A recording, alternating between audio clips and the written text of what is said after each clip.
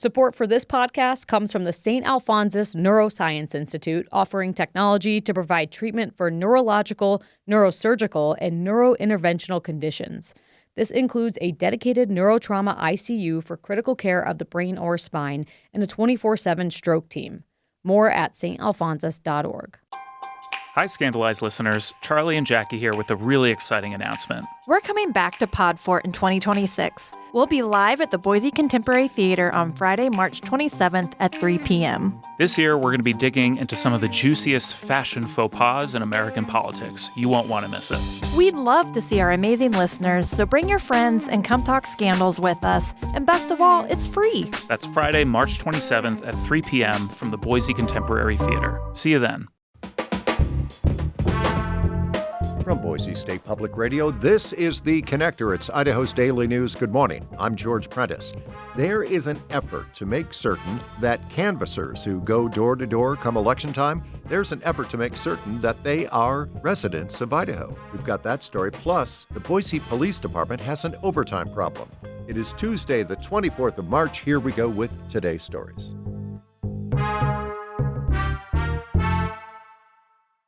At the Capitol, a bill from the Catholic Diocese of Boise that would have allowed churches to spend money on certain political campaigns without transparency is dead for now.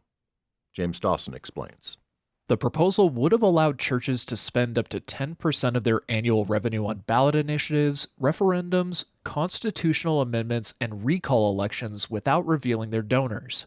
Christian Welp is a lobbyist for the Catholic Diocese of Boise. No issue has ever risen to the level of our involvement until now, and this issue is abortion. An initiative to again legalize abortion in Idaho is getting close to qualifying for the November ballot. Democratic Senator James Ruckty says he doesn't think current law stifles religious organizations at all. They just have to follow the same rules that the rest of us follow and that other non-business entities follow.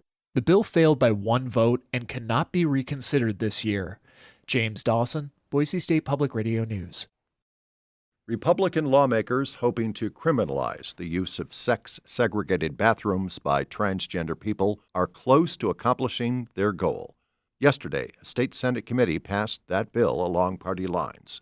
If their proposal becomes law, a person could serve up to a year in jail or 5 years in prison, depending on the circumstance. Robert Gillis is an Eagle City Council member.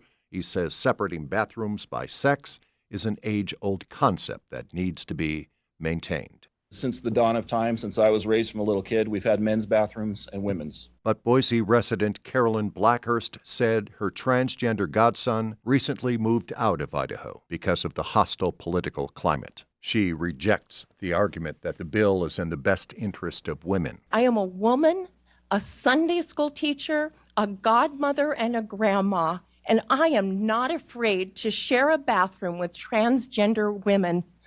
I don't need protections for bathroom use. Republican Senator Brandon Shippey pushed back on the notion that the bill is targeting the trans community. There is no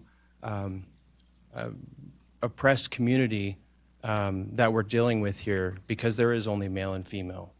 So I reject the premise entirely. So I just wanted to put that on record. And again, the vote on the committee was along party lines. The committee's 2 Democrats voted against the bill. Here's Democrat Senator James Ruckty. You know, if we're going to do this, let's just do it. Say why we're doing it. It's got us trans people. We'd prefer that they have separate but equal bathrooms. I don't think that sounds very good, though, does it? So the bill did pass through committee. If it passes by the full Senate, the bill then goes to Governor Brad Little's desk for his consideration. If you were to type in elections in a search of bills promoted in this year's legislature, you would see that as of late yesterday, there are no fewer than 41 separate election bills this year. Everything from election tampering to where polling places should or shouldn't be, and when Idaho should hold its presidential primary.